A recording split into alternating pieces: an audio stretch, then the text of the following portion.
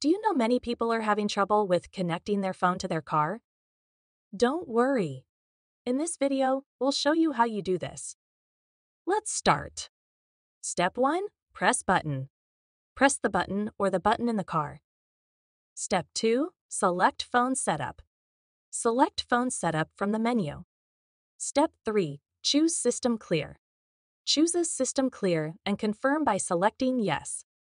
Step 4. Follow instructions. Follow the on-screen instructions to complete the system clearing process. Step 5. Set automatic sync. Set the automatic phone syncs to on in the phone settings. Step 6. Enjoy import. Enjoy the automatic import of your phone book and call history to the car system. By following these steps, you should now be able to connect your phone to your Honda Fit 2015 with ease. Still need help?